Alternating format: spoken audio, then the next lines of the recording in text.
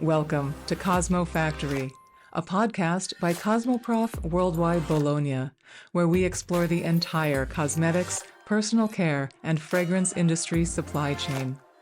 I'm your host, Deanna Utrusky, and here at CosmoFactory, we look beyond the trends to discover the ideas, initiatives, and innovations that are truly advancing beauty. Let's get started. This episode is about cosmetic brush design and brush manufacturing. It's about supply-side entrepreneurship and leadership, about finding a cadence for new product development, about exploring new ways to innovate, and more. Today, on the CosmoFactory podcast, I'm joined by Anisa Telwar Kaicker, founder and CEO of Anisa International. Welcome. Thank you. I'm so happy to be here with you today. No, really glad you could join us. So I want to start by admitting that I use Google a lot. Every time I ask Google what it means to be a legacy business, I'm reminded that there's sort of an expectation of at least 10 years of history. Legacy businesses are often actually independent companies, and they tend to have a strong impact on a particular industry or the community they serve. So having confirmed that with Google recently, I'm confident in saying that Anisa International is a legacy brush maker. However, we might have some listeners who are not yet familiar with your company, Anisa. Could you just give us a quick introduction? Sure. I started focusing on brushes in 1992, where I launched this business, and I was mainly a distributor and an agent. And then in 2002, 2003 is when I developed my own manufacturing and we became fully integrated. So thank you for sharing with me what a legacy business is. So I feel confident now too. We can You say 30 qualify. plus years exactly, focused on brushes, independently owned, and I think really committed to one category. I feel like we're the steward of brushes, is how I've been looking at it lately. Yeah, excellent. Thank you so much for that. And your business, am I correct? You're based in Atlanta, Georgia, in the United States? Yes, our headquarters is in Atlanta. Yeah, and as a US-based company, I know that you own two manufacturing facilities in China. I'm wondering if you can tell us a bit about your decision to manufacture overseas. So the gentleman I met when I started my business was a Korean manufacturer of brushes. His family had a long history of understanding the artisanal, design. He moved into China. Therefore, he and I followed that path. And then when he and I no longer were going to do business together, I followed the path of where supply chain was in raw material. Still to this day, it is, to me, the best place to make a cosmetic brush. It's a handmade item if it's done right, even if it's premium or not. And the raw materials now, which used to be animal, which we no longer use, the different kind of synthetic fibers that we use and how we extrude them, they are done very well in China. Excellent. And am I correct in remembering that you opened one of your facilities while much of the world was experiencing this sort of stay-at-home or lockdown during the COVID-19 pandemic? Is that true? Yes, we moved into our newest facility in 2020. China had really started to experience COVID before we did in the Yes, US. yes. And thank goodness we had opened a new facility because we were allowed to stay open because the facility was so spacious, so clean, so transparent. Mhm. That really was fortuitous.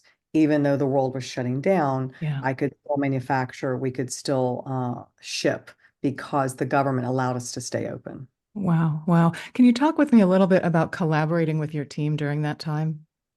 It was very difficult. It was very difficult for me because I am more the sales and marketing and, product development, being on the road. So I had to stand still, which was very, very interesting. But what it did for me and for the organization was I was able to understand our infrastructure and I Mhm. was able to now really support the operational structure.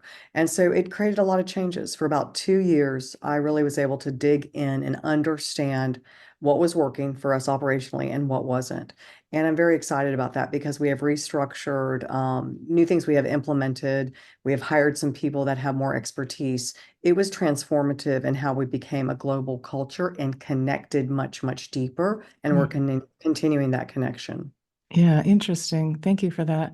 I've been observing recently, and I'm not alone in this observation, right? Domestic beauty in China is growing quite rapidly. I've seen in-country investment go up. I know in June, for example, a research and development investment was made from a company called Yatsen Group. They opened an R&D center in Shanghai.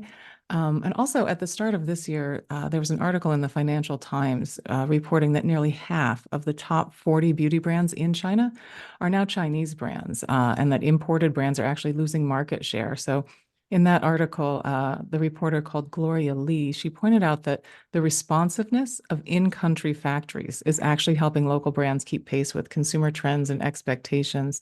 So what I'm wondering here, Anisa, is do you currently work with any China-based brands that you can tell us about, or do you have plans to engage more directly with the local China market going forward?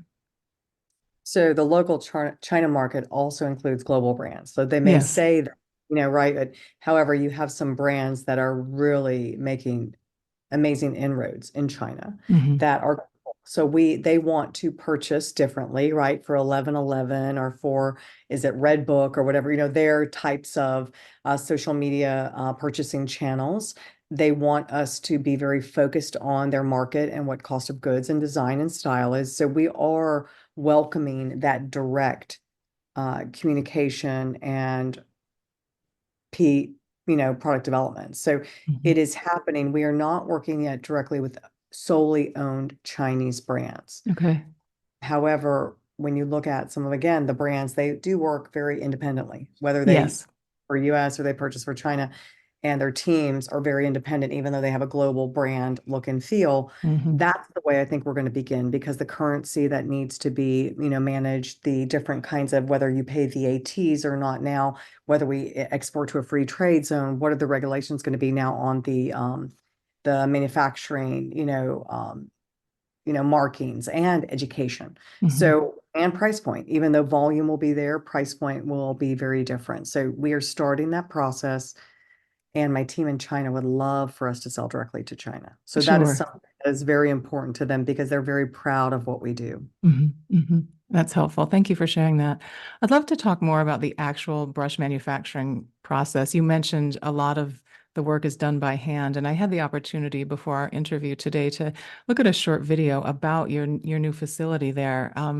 And it was clear there are a lot of people doing what I would describe as hands-on work to create the brushes. So I'm hoping you can take us through some of the steps between, a raw material and a complete brush. What's automated, what's not?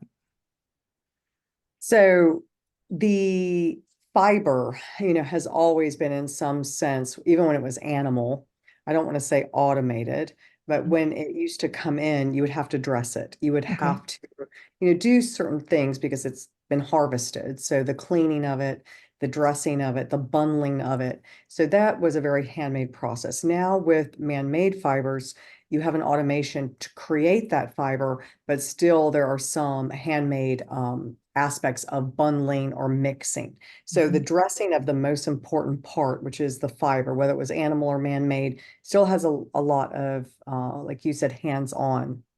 Then you move into the ferrule, which connects the head, the middle part and the Mhm. handle. The ferrule is punched through automation. It used to be a very dirty hand ons process to color it, but we have automated that process, which we're Okay. very excited about. Then the handle can be wood or plastic or aluminum. We, again, with plastic and aluminum automated, wood is lathed, but we are doing our best to automate some of those Mhm. processes for Are you consistent. working with silicone ever as For handles? handles, mainly with brush heads or, skincare type tool. Yes. Okay. Yeah. And then for the head itself to shape it is still very handmade. Hmm. However, there are things that we're doing to speed up that process so that our operators will only use their hands when it's the most important part Okay. and to Okay. create consistency and quality.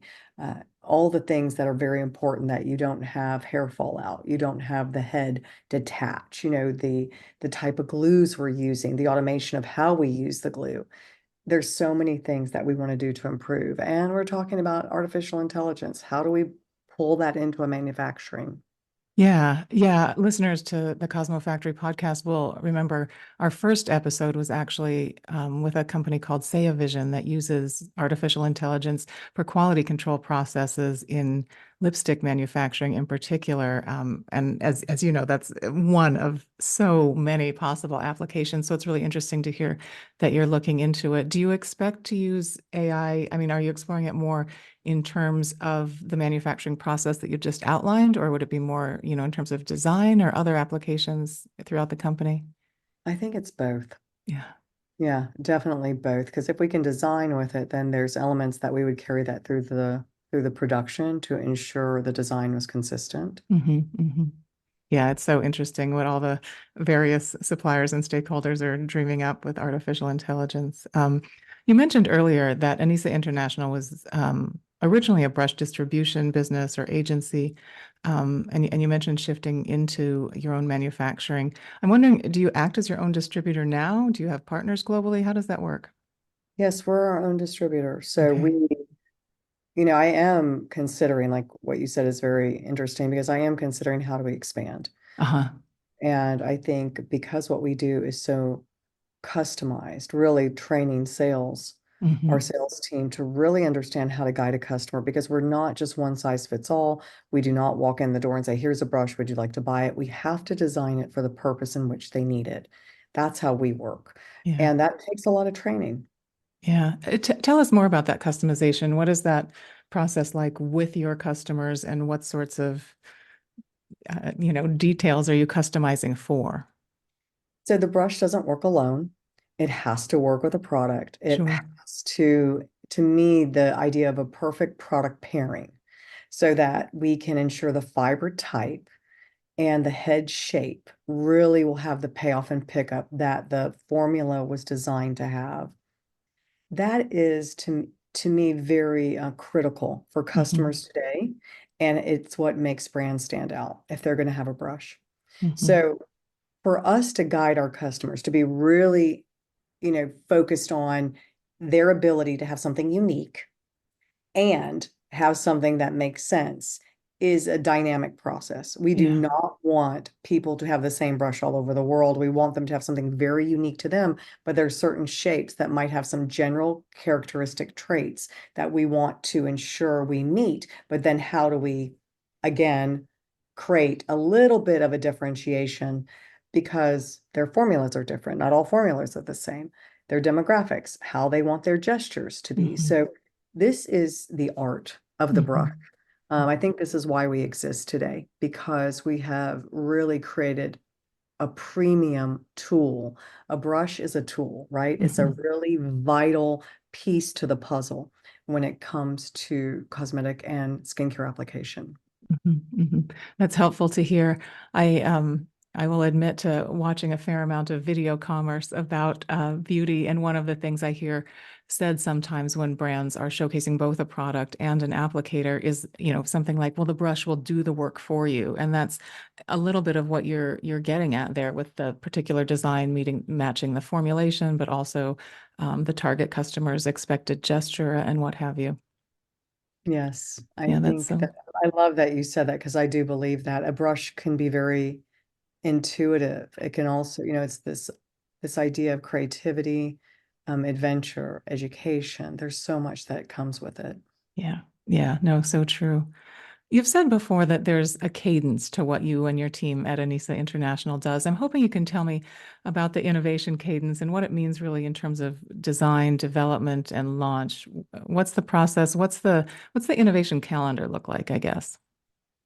So we're improving upon that now. We've really met, when it was external, right? So the cadence of the trade shows, the Yes. cadence of our strategic partners, and when they need to launch, their seasonal or when they're going to be launching a complexion, new collection.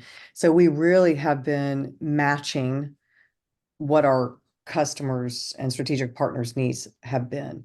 We Hmm. want to evolve that a little bit where we could have a little bit more control and be a little bit more thoughtful. So this is something that we're looking at now in a new stage gate process because again, with COVID, it was, it was tough on us. It was really tough on what it did to us. We had to manage our infrastructure first. Now we're looking at the expansion part of it. So Mhm. expansion will come from product development design. It will come from innovation. So we are in the midst of it right now. Yeah. Yeah, I would love to be able to tell you what it will look like maybe 6 months from now because it's something pretty exciting. Yeah. Oh, no, that's excellent. I know these things take time for sure. Is there anything in the pipeline that you can share? Any prospective launches?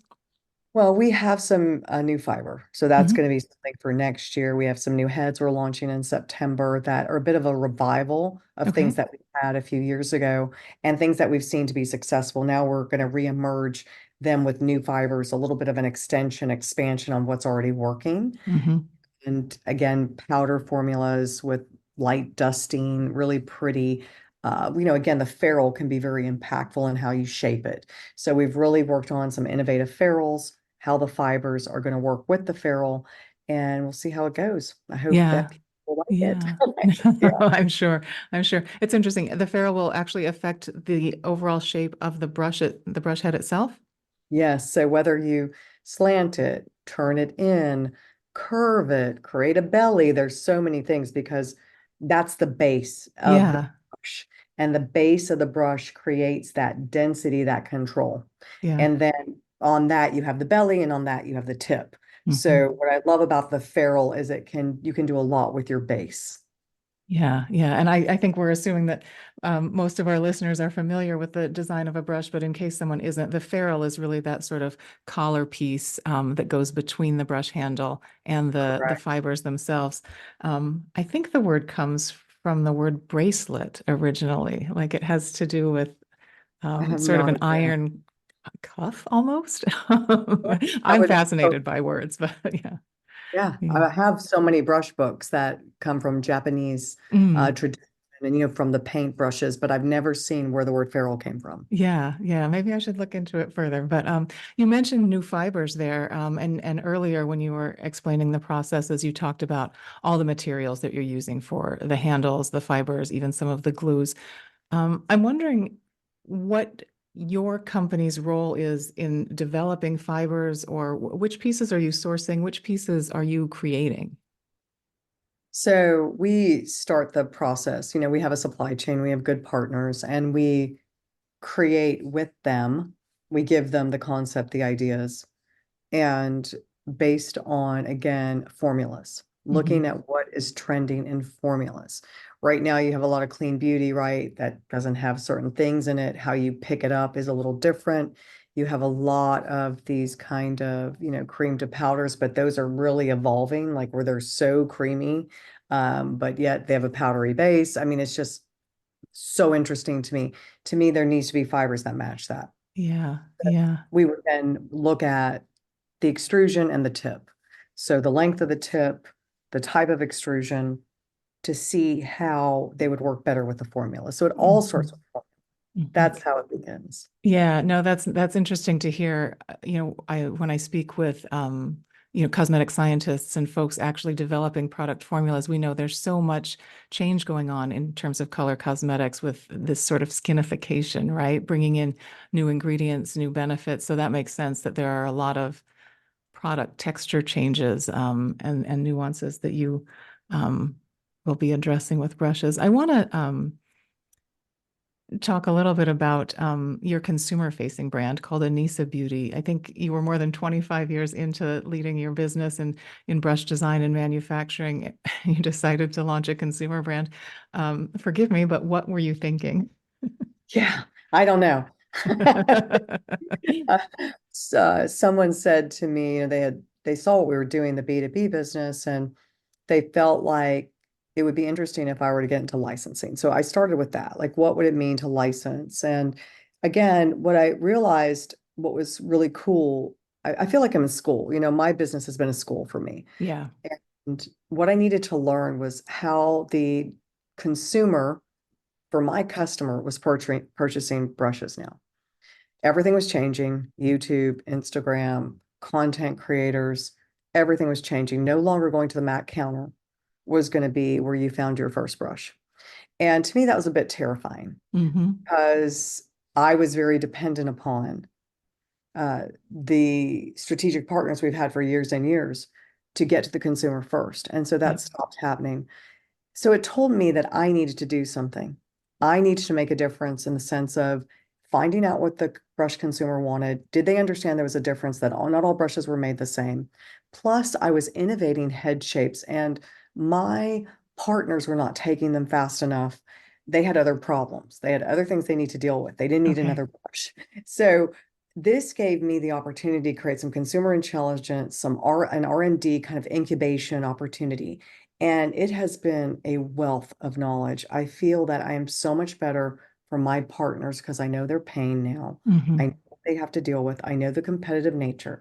I understand digital marketing more. I understand e-com. I understand working with a content creator. I understand so much. It is so hard to launch a brand and have it be successful. So I think it's only made me better. And I was able to launch some innovation and show then my partners that I had a vision Hmm. that was on trend and they could succeed from it too. Plus, the bigger thing to me was launching skincare brushes because nobody had them. And Yep. I believe very, very strongly skincare brushes are a way, and they are different fibers, different handles, different glue. They are not to be mimicked after a makeup brush, and they are to be paired perfectly with your skincare.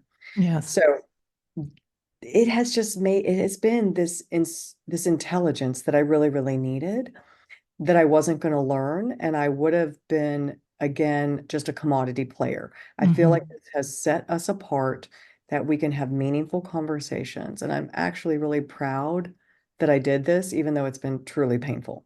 If I Yeah. have to do it again, I don't know, but I'm glad I did it. Yeah. Yeah.